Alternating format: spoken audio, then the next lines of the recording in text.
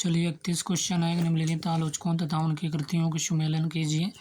तो हजारी प्रसाद द्विवेदी हैं नए साहित्य का सौंदर्य शास्त्र, नगेंद्र छायावाद का पतन और देवराज मानव मूल्य और साहित्य, मुक्तिबोध कबीर रस सिद्धांत।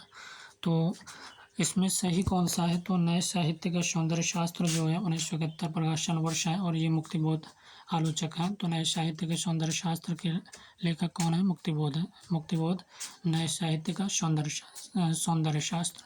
छायावाद का पतन डॉक्टर देवराज है, 1948 प्रकाशन वर्ष है। छायावाद का पतन। मानव मूल्य और साहित्य डॉक्टर धर्मवीर भारती। मानव मूल्य और साहित्य के रचनाकार कौन है? डॉक्टर धर्मवीर भारती। तो अगला देखते हैं कि कबीर जो है 1941 प्रकाशन वर्ष हजारी प्रसाद द्विवेदी का है। रस सिद्धांत डॉक्टर नगेंद्र का है, 1964 ईस्वी। रस सिद्धांत 1977 के रचनाकार कौन है? नंद दुलारे वाजपेयी की भी एक रचना है रस सिद्धांत।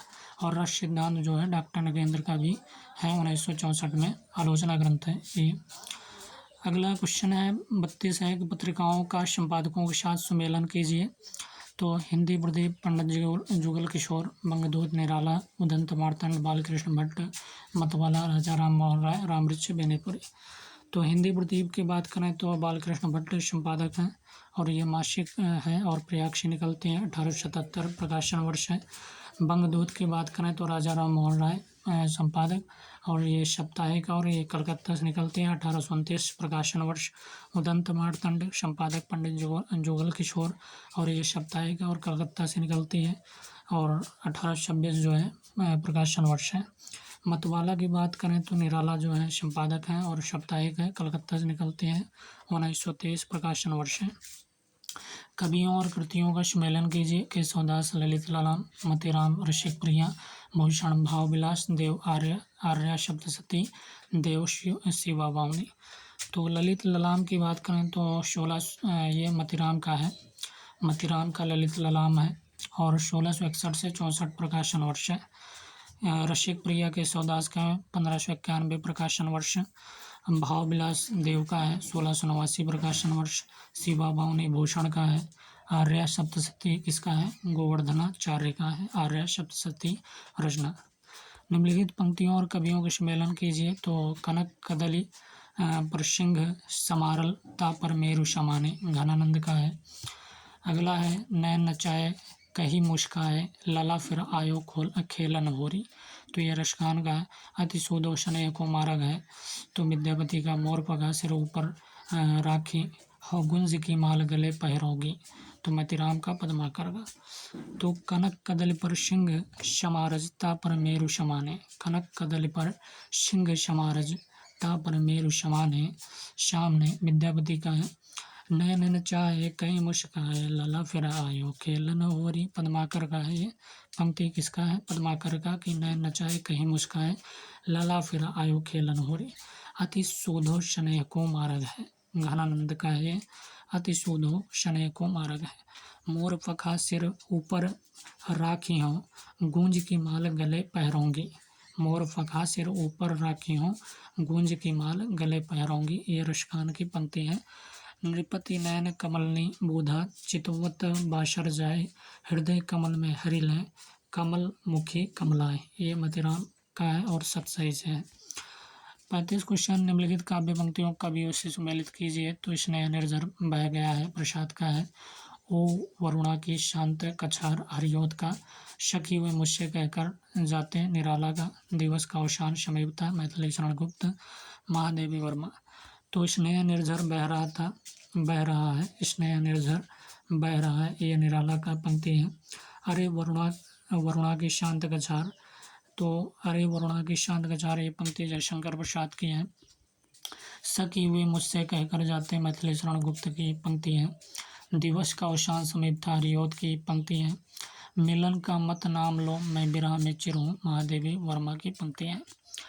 निम्नलिखित पात्रों को नाट्य कृतियों से सुमेलित कीजिए। तो स्कंदगुप्त, विशु, कोणार्क विलोम, आषाढ़ का एक दिन, प्रपंच बुद्धि, सूर्य की पहली किरण से अंतिम किरण, शीलवती और दंडायन। तो स्कंदगुप्त जो है रचनाकार जयशंकर प्रसाद हैं और इसमें पात्र जो हैं नाटक के प्रपंच बुद्धि हैं, देवसेना है, विजया, भट्टारक, पुरुगुप्त और पृथ्वीसेन जो है ये नाटक के पात्र हैं स्कंदगुप्त के। और 1928 में प्रकाशन वर्ष है। कोणार्क की बात करें तो जगदीश चंद्र माथुर लेखक हैं और इसमें विशु नाटक पात्र विशु हैं। नरसिंह देव धर्मपाल हैं नाटक पात्र। और 1957 जो है प्रकाशन वर्ष। आषाढ़ का एक दिन की बात करें तो मोहन राकेश और इसमें पात्र जो हैं विलोम, कालिदास, मातुल और दंतुल, मल्लिका, अंबिका ये सभी आषाढ़ का एक दिन के पात्र हैं। 1958 प्रकाशन वर्ष है। सूर्य की पहली किरण से अंतिम किरण तक तो इसमें नाटक पात्र शीलवती हैं और ये सुरेंद्र वर्मा का है। सूर्य की पहली किरण से अंतिम किरण तक 1975 जो है प्रकाशन वर्ष है। निम्नलिखित रचनाकारों और रचनाओं को सम्मिलित कीजिए।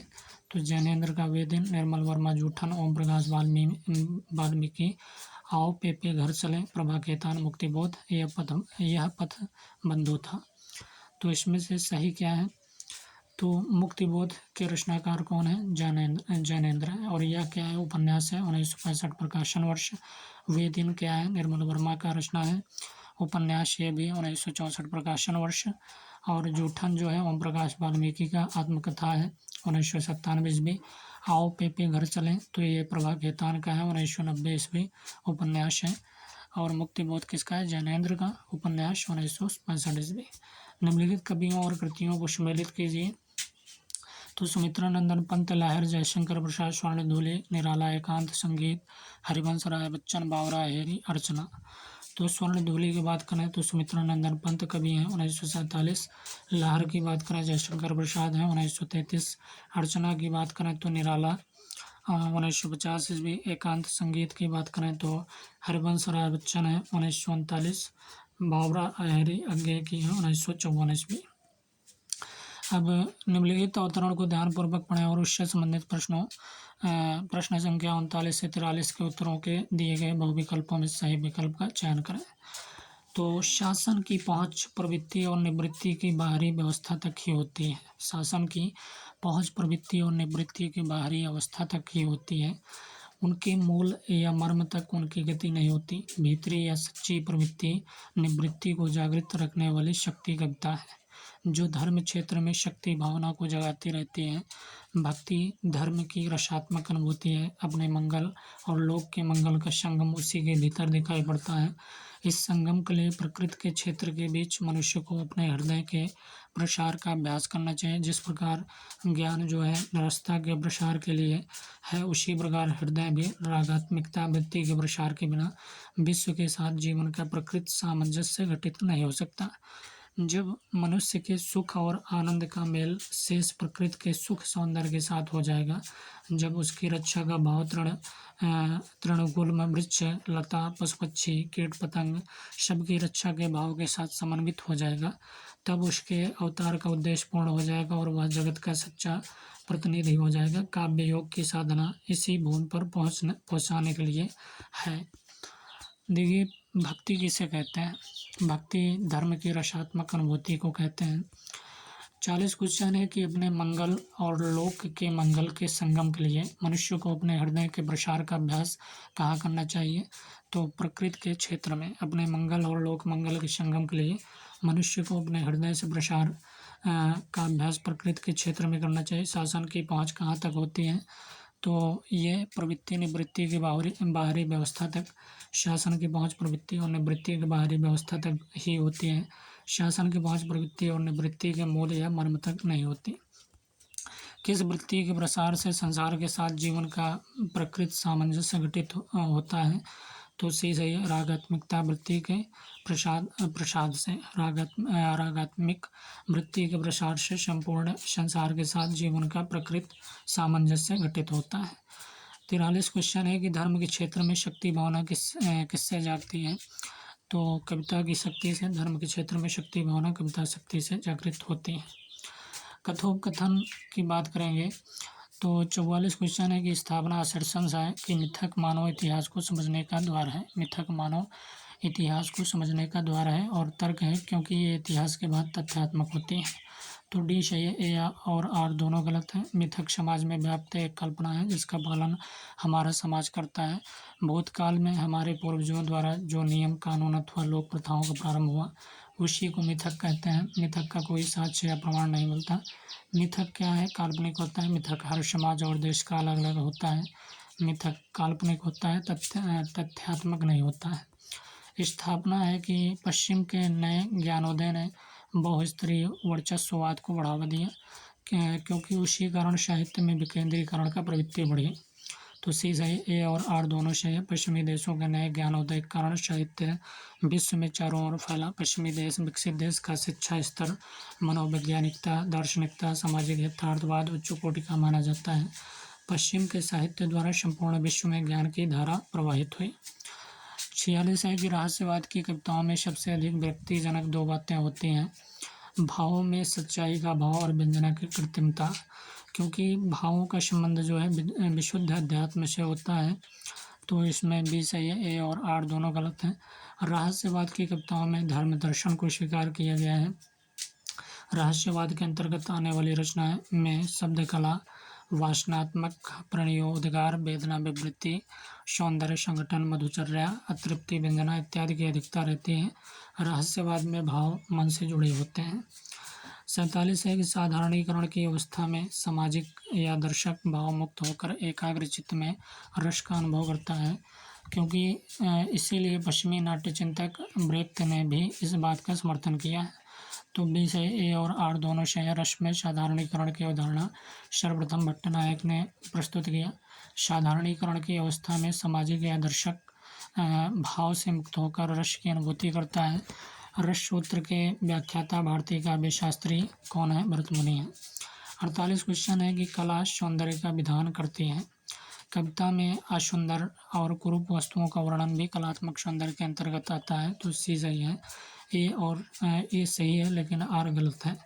तो कविता में काल्पनिकता, यथार्थवाद, विसंगति आदि का वर्णन रहता है। कविता में असुंदर और कुरूप वस्तुओं को अलंकार, रस, छंद आदि का प्रयोग काव्य वर्णन में कलात्मक सौंदर्य के अंतर्गत आता है। कला ही सौंदर्य का निर्माण करती है। कला द्वारा किसी भी वस्तु को सौंदर्यमयी बनाया जा सकता है। अगला क्वेश्चन है 49 है कि श्लिष्ट या अनेकार्थवाची शब्दों के द्वारा अनेक अर्थ को उपमान में शब्द श्लेष अलंकार होता है, क्योंकि इसमें सार्थक अथवा निरर्थक शब्दों की आवृत्ति होती है। तो एक गलत है, आर सही है। श्लेष का अर्थ है चिपकना, मिलना अथवा संयोग। जहाँ एक शब्द के अनेक अर्थ चिपके रहते हैं वहाँ अनेकार्थवाची शब्दों के द्वारा अनेक अर्थों का विज्ञान होता है। श्लेष अलंकार में सिर्फ सार्थक शब्दों का ही आवृत्ति होती है।